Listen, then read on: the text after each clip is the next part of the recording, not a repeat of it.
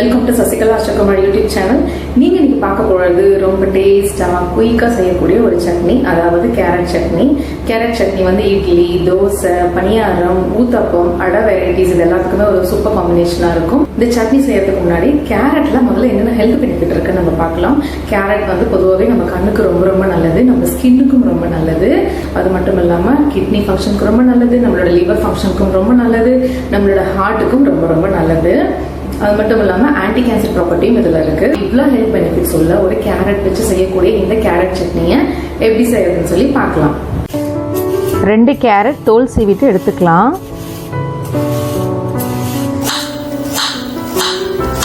கேரட்டை இந்த மாதிரி கட் பண்ணிக்கோங்க. ஒரு பெரிய வெங்காயம் அதையும் கட் பண்ணிக்கலாம். ஒரு பெரிய சைஸ் தக்காளி கட் பண்ணிக்கலாம்.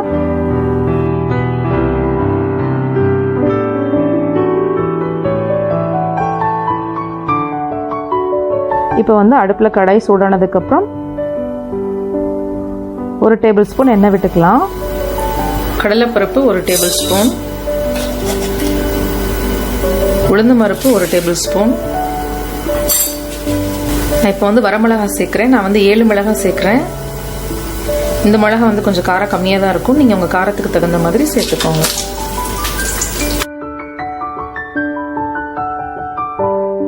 ஒரு 6 பல்லு பூண்டு. அடுப்பு வந்து லோ ஃப்ளேம்லேயே வச்சுக்கோங்க.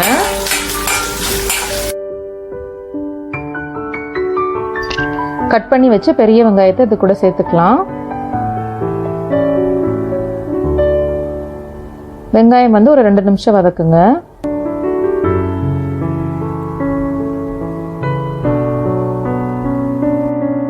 கட் பண்ணி வச்ச 2 கேரட் அதையும் இது கூட சேர்த்துக்கலாம்.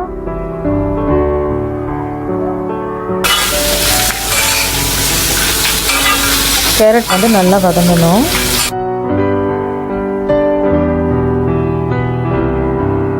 நல்லா வதங்கிருச்சு. இப்போ நம்ம வந்துட்டு கட் பண்ணி வச்ச ஒரு டொமேட்டோ அதையும் இது கூட சேர்த்துக்கலாம். தக்காளி வந்து நல்லா வதங்கணும். இப்போ வந்து 2 கேரட்க்கு ஒரு பெரிய வெங்காயம், ஒரு பெரிய தக்காளி போதும். தக்காளி வந்து இதுக்கு அதிகமாக போட்டிங்க அப்படின்னு சொன்னால் அது வந்து தக்காளி சட்னி மாதிரி ஆயிரும், கேரட் சட்னி மாதிரி இருக்காது. அதனால் தக்காளி வந்து கம்மியாகவே சேர்த்துக்கோங்க. தக்காளியிலேருந்து ஜூஸ் வெளியில் வர வரைக்கும் நம்ம நல்லா வதக்கணும். இப்போ பார்த்திங்கன்னா நம்மளோட சட்னி நல்லா வதங்கிடுச்சு. இப்போ நம்ம ஸ்டவ் ஆஃப் பண்ணிக்கலாம். சூடு ஆறுனதுக்கு அப்புறமா மிக்ஸி ஜாரில் சேர்த்து அரைச்சிக்கோங்க. அரைக்கும் போது தேவையான அளவு உப்பு சேர்த்து அரைச்சிக்கோங்க. இப்போ நம்ம சட்னி தாளிக்க போகிறோம். கடாயை வச்சுக்கலாம். கொஞ்சமாக எண்ணெய் விட்டுக்கோங்க. 1/4 டீஸ்பூன் கடுகு சேர்த்துக்கலாம். கடுகு பொரிஞ்ச உடனே கொஞ்சமாக கருவேப்பிலை, இப்போ கொஞ்சமாக பெருங்காயம். இதை நல்லா ஃப்ரை பண்ணிக்கலாம். இப்போ ஸ்டவ் ஆஃப் பண்ணிவிடுங்க. நம்ம இதை சட்னியில் இப்போ ட்ரான்ஸ்ஃபர் பண்ணிடலாம். எல்லாத்தையும் நல்லா கலந்து விடுங்க.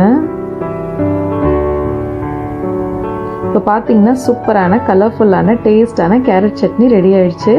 நீங்களும் கண்டிப்பாக இந்த கேரட் சட்னி வீட்டில் செஞ்சு பாருங்கள். யாரெல்லாம் என் சேனலை புதுசாக பார்த்துட்டு இருக்கீங்களோ அவங்கெல்லாம் என் சேனலை சப்ஸ்கிரைப் பண்ணிக்கோங்க. சப்ஸ்கிரைப் பண்ணும்போது கூடவே பக்கத்தில் இருக்கிற பெல் ஐக்கானை கிளிக் பண்ணிக்கோங்க.